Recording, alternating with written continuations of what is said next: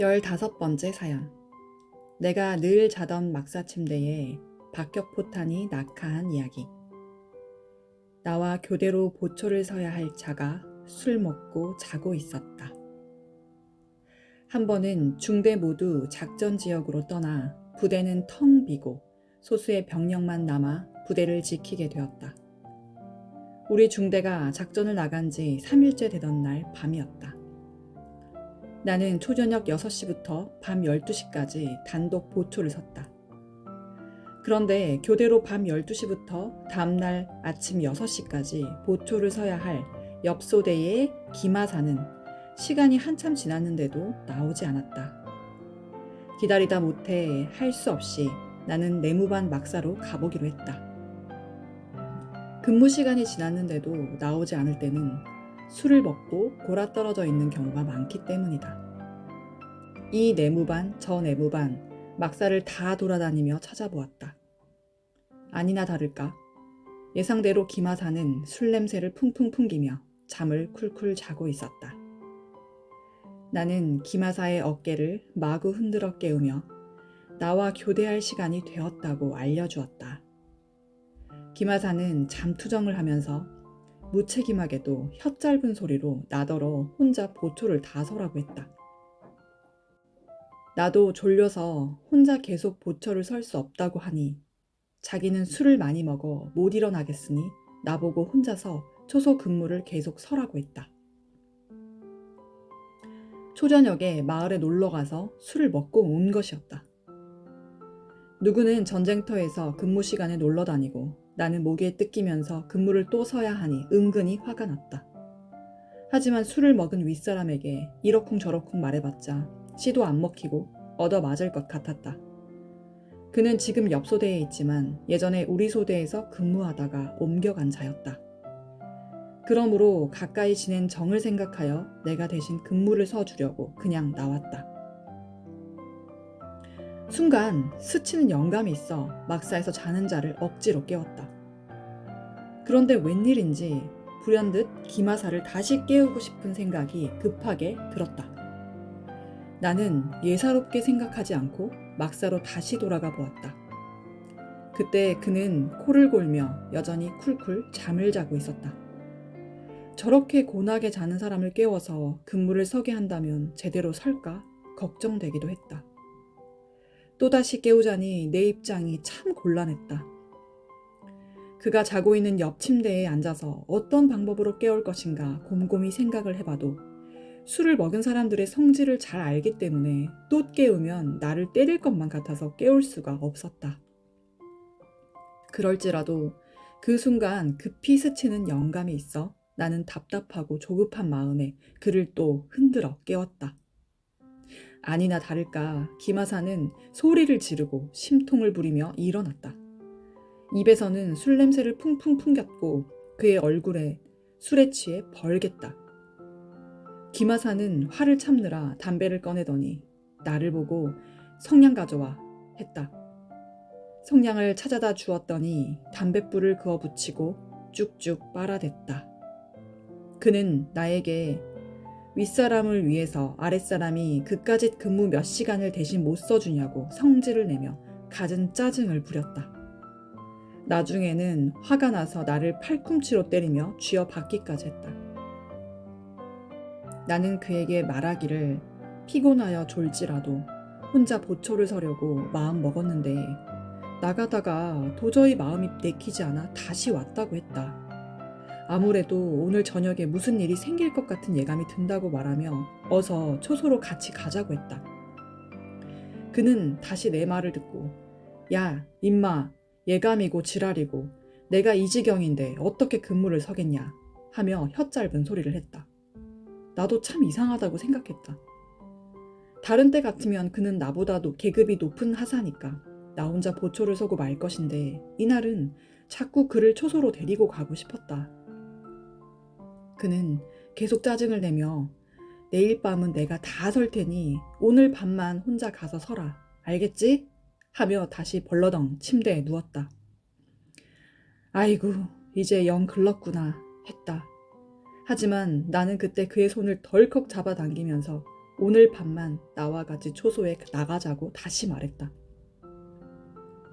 그러면 내일 모레까지 내가 몽땅 근무를 서겠다고 했다. 허리를 부축하며 잡아당기니 술주정을 하며 못 이기는 척 결국 그는 자리에서 일어나 앉았다. 나도 잠을 자지 않고 술 먹은 자가 초소 근무하는데 동행하기로 했다. 김하사는 나를 보고 정말 못 말리겠다고 했다. 나는 웃으면서 날이 셀 때까지 내가 보초를 설 테니 잠을 자더라도 초소에 가서 자라고 살살 구슬려 달랬다. 그랬더니 김하사는 야, 잔소리하지 마. 그렇게도 하기 싫으면 내가 간다 하고 마지못해 일어나 철모를 쓰고 총을 들고 허리에 탄띠를 차고 비틀거리며 내무반 막사를 걸어 나왔다. 그리고 나에게 하는 말이 이왕 잠이 깼으니 혼자 보초를 설 테니까 너는 들어가 자라 했다. 안 그래도 근무를 서고 들어와서 졸려 죽겠는데 말이라도 고마웠다. 그런데 생각해보니 시간이 흐르면 술이 깨기는 하겠지만 그런 꼴로 근무를 선다는 것도 마음이 놓이지 않았다.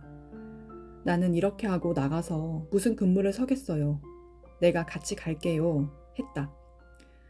그런데 김하사는 기어이 자기를 내보낸다고 화가 나서 이왕에 나왔으니 혼자 근무 서겠다. 너는 들어가 하고 나를 떠밀어 버렸다. 순간 나는 잘됐다. 잠이나 자자 하는 생각도 했으나 조금 전에 그를 나오게 하려고 오늘 밤 내가 대신 보초를 설 테니 자더라도 초소 벙커에 가서 자라는 말까지 해놓고 사나이 대장부가 의리 없이 들어가서 자고 싶지 않았다. 또 이상하게 급한 마음이 생기고 김하사와 같이 가고 싶은 감동이 강하게 밀려왔다. 그래서 빨리 뛰어가면서 나도 나온 김에 근무를 같이 서다가 정 졸리면 다시 돌아와 자겠습니다 말하며 어서 비어있는 초소에 같이 가자고 했다. 술에 취해 고나여 골아 떨어져 자던 자를 억지로 끌고 나오니 한편으로는 너무 미안했다. 김하사는 나를 보고 같이 갈 거야? 초저녁부터 근무서고 또 근무서게 해서 미안하다 했다. 그는 갑자기 이상하게 마음이 누그러져 나를 잘 대해주었다. 그리고 내 손을 잡고는 비틀거리면서 걸었다. 그렇게 내무반을 같이 나오게 되었다. 막사에서 나와 10m쯤 걸었을 때 박격포탄이 날아와 터졌다. 내무반 막사는 적의 포탄을 막기 위해 모래마대로 두 겹을 씌워 놓았고 지붕은 슬레이트였다. 내무반 정문에서 10m쯤 걸어 나오는데 김하사가 내가 술을 먹었어도 오늘은 내가 근무 설 테니 너는 들어가라. 일어나니 갈만하다 했다. 자기가 혼자 근무를 서겠다고 또 말하니 그럼 굳이 갈 필요가 없어서 초소까지만 바래다주고 나는 내무반에 가서 자겠다고 했다. 이 같은 말을 주고받으며 김하사와 내가 몇 발자국 더 옮겨 막사에서 12, 13m가량 걸어 나왔다. 그 순간 꽝! 고막이 찢어질 듯한 살인적인 포탄 터지는 소리가 나고 파편이 날아가는 굉음이 스치고 불꽃이 튀며 벼락 친 것처럼 주변이 환해지더니 많은 물체가 하늘에서 우수수 떨어졌다. 우리는 포탄 터지는 소리에 으악! 적이다! 고함을 지르며 놀라 번개처럼 땅에 엎드려 버렸다. 귀가 멍멍하고 온몸에 파편을 맞은 것 같았다. 고막이 터졌는지 윙 하는 소리만 계속 났다. 주위가 캄캄하여 몸에 파편을 맞았는지 확인할 겨를도 없었다. 너무 당황되고 가슴이 뛰었다. 순간 생각해보니 내무반을 둘러싼 모래 방호벽 안쪽, 방금 우리가 빠져나온 내무반의 침대에 포탄이 날아와 터진 것이 분명했다. 아군 부대에 포탄이 터졌으니 분명 적들이 쏜 것이 틀림없었다. 소리를 들어보니 적어도 82mm 박격포탄 같았다. 이때 강한 감동이 들면서 일어나 앞으로 뛰어가고 싶었다. 박격포탄이다! 라고 말하며 어서 빨리 다른 곳으로 뛰자고 했다.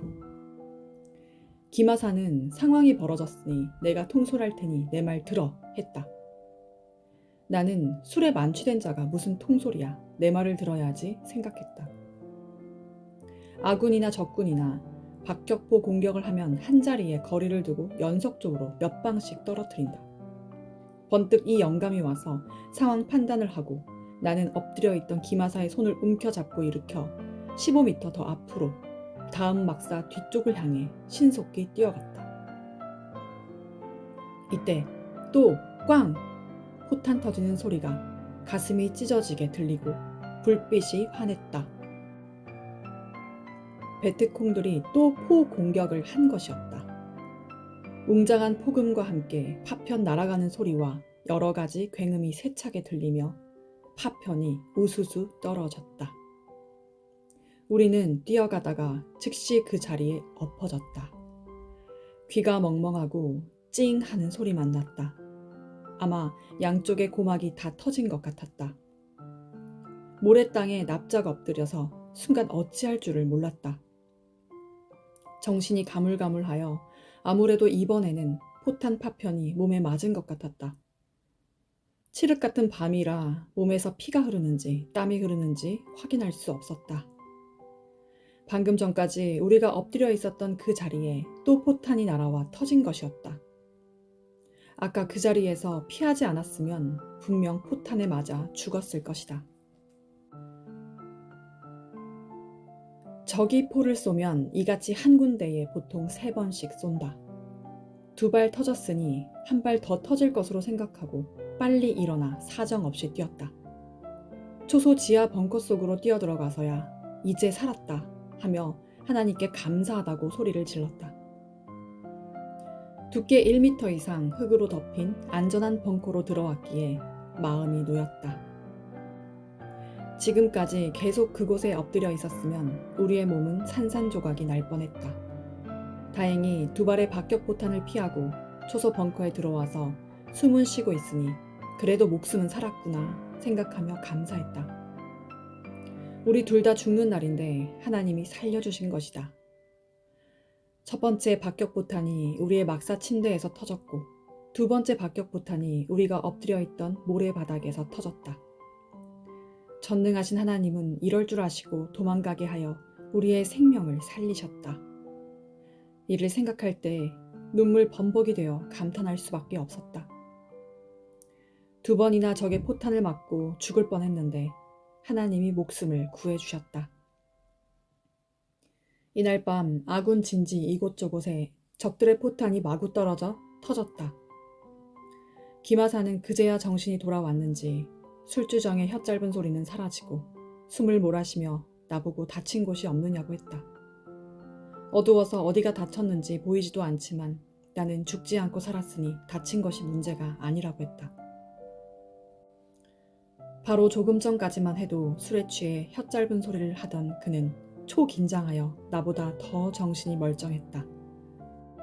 우리는 몸에 파편을 맞았는지 플래시를 밝히 비추며 서로 등을 확인해보고 온몸을 살펴보았지만 포탄 파편 하나 맞지 않았다. 다행히 피가 나는 곳도 없었다.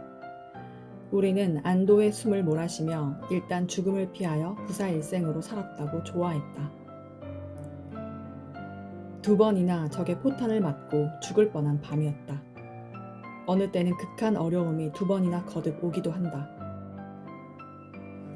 이날 밤에도 적들이 쏜 첫 포탄은 김하사와 내가 내무반 막사에서 나오고 20초쯤 후에 바로 우리가 거처하는 막사 침대에 떨어졌고 그 후 20초쯤 지나 둘이 엎드려서 피했던 장소에 또 포탄이 떨어져 터졌다. 적들은 포 한 방을 쏘고 다시 흔들린 포를 바로잡고 조준선을 맞추어 바로 또 한 발을 쏜 것이다. 이를 미리 아신 전능자 하나님과 성령님은 내 마음을 번개처럼 감동시켜 판단하게 하고 피하게 하셨던 것이다. 잠시만 지체했어도 포탄에 맞아 산산조각이나 죽을 몸이었는데 내 생명을 긍휼히 보시고 하룻밤에 2번이나 목숨을 구해주셨다. 하나님과 성령님의 행하심은 참으로 신기했다. 김하사가 술을 안 먹었으면 제 시간대로 근무를 서게 되니 근무 교대하고 내가 그 막사 침대에서 자다가 박격포탄을 맞고 죽었을 것이다. 그래서 김하사에게 술을 먹게 하고 내게는 술 먹은 자를 끌고 나오게 하여 둘 다 살게 역사하신 것이다. 서로 짜고 한 것 같이 신기하고 신비하게 역사하셔서 둘 다 살게 되었다. 김하사도 평소에 술을 잘 안 먹는데 그날 술을 먹었다고 그 후에 내게 말했다. 그는 나와 친하게 지냈던 하사였다. 하나님이 우리를 살려주셨다 라고 김하사에게 말했더니 그도 맞다고 시인하였다. 그러면서 자기도 하나님을 믿겠다고 하였다. 참으로 절대신이 행하신 일이다. 사람으로서는 행할 수 없는 일이다. 반드시 내가 죽었든지 김하사가 죽었든지 둘 중 하나는 죽는 밤이었다. 하나님과 성령님이 이같이 감동시키면서 여건을 들어 행하셨기에 모두 살았다. 1000번, 10,000번을 생각해봐도 사람이 어떻게 행할 수 없는 처지였다. 하나님과 성령님이 감동시켜 둘을 묶어 막사에서 나오게 하여 그날 밤 죽음의 세계에서 꺼내주신 것이다. 무소부재의 삼위일체 하나님, 성령님, 성자는 절대신이시다. 그 절대신 하나님이 지금도 시대의 사명을 주고 말씀을 주어 새로운 역사를 펴게 하신다. 원망보다 사랑으로 대해주고 행할 때 하나님은 더욱 역사하신다. 박격포탄이 우리가 누웠던 침대에 꽂혀 터짐으로 인해 방호벽은 무너졌고 막사 안은 아수라장이 되었다. 그 침대에 들어 누워 있었으면 박격포탄이 배를 뚫고 침대로 들어가 몸은 산산조각이나 흩어졌을 것이다. 생명을 죽음에서 살리신 자는 역시 전능하신 하나님이셨다. 김하사가 술을 먹음으로 인해 하나님은 내 상황이 달라지게 하여 살려주신 것이다. 내가 보초를 서고 나서 술 먹은 자가 다음 보초를 설 수 없어 내가 같이 나가 근무하게 되므로 우리 둘 다 산 것이다. 이는 전지전능하신 하나님만이 행할 수 있는 방법이었다. 이 사연을 통해 볼 때 모든 것에는 우연이 없다. 하나님의 계획이다. 하나님은 전지전능하시니 미리 아시고 항상 모든 일을 미리 행하신다. 또 하나님은 필요한 대로 쓰고 행하신다. 그러므로 누구든지 항상 원망보다 사랑으로 대해주고 행해야 됨을 깨달았다. 상대가 어떠할지라도 할 수 있는 대로 상대를 좋게 대해주며 원망 없이 해야 서로 죽을 곳에서도 살게 된다. 잘못하면 무지 속에 상극하여 서로 죽게 된다. 상대를 살려야 자기도 산다. 서로 미워하지 않고 사랑하며 살 때 하나님은 더욱 역사하시는 것이다. 전지전능하신 하나님은 이날 밤에 둘 다 살리려고 이같이 한 명도 막사에 있지 못하게 상황을 만드셨다. 서로 말을 주고받다가 기어이 끌고 나오게 하셨다. 막사에 있는 것을 견딜 수 없게 성령님은 감동시키셨고 하나님은 이같이 행하게 이끄신 것이다. 하나님이 행하신 일은 겪고 난 후에 확실히 알게 된다. 참으로 오묘하고 신기하고 신비하였다. 누가 이렇게 하나님이 행하신 것을 알 수가 있겠느냐? 그 하나님은 지금도 그때그때 합당한 방법으로 죽음에서 구해 주신다. 하나님의 방법만이 생명을 죽음에서 살릴 수 있다. 이와 같이 하나님은 성령과 함께 여건을 틀어 지구상 생명들을 죽음에서 살려주시고 민족도 세계도 여건을 틀어 인도하심을 깨달아야 한다. 나를 통해서 모든 사람들을 깨닫게 하고 모든 사람들이 죽을 고비에서 산 것을 통해서 하나님의 행하심을 깨닫게 하신다. 죽을 뻔했던 사건뿐만 아니라 사업하는 가운데 혹은 인생을 사는 동안 어려운 환난과 고통 중에서 이같이 해결해 주시는 하나님이심을 절실히 깨닫고 전지전능하신 하나님을 믿고 사랑하며 사는 것이 인생의 분복이다. 이를 깨닫고 대하는 자에게 하나님은 더욱 함께 하시고 앞으로도 죽음에서 더 살려주고 싶으실 것이다. 하룻밤에 2번의 죽을 고비에서 산 것을 보면 하나님의 존재성을 더욱 확실히 알 수 있다. 네모반 막사 침대에서 죽을 고비 1번, 초소로 가는 길에 죽을 고비 또 1번, 이렇게 2번이나 죽을 고비를 넘기게 해 주셨다.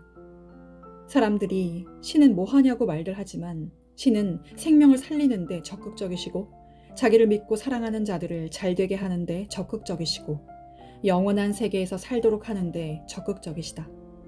이를 절대 믿고 행해야 삼위의 존재성을 더욱 확실히 알게 되는 것이다. 이날 밤은 죽을 고비에서 나를 2번 살려주신 밤이다. 침대에서 둘 다 1, 2분만 더 있었으면 박격포탄을 맞고 죽었다. 또 막사에서 나와 걸어가다가 엎어진 자리에서 빨리 이동을 안 했으면 그 자리에서 둘 다 죽었다. 전지전능하신 하나님과 성령님과 성자, 절대신 삼위일체는 예수님과 같이 모든 방법을 총동원하여 나와 전우를 살려주셨다. 그리하여 하룻밤에 2번의 죽을 고비에서 살게 된 것이다. 이 글을 쓰면서 이 일을 하나님이 하신 것이 확실하다고 말하니 그러하다 하셨다. 이래서 전지전능하신 하나님이시구나 하고 안 믿을 수가 없다.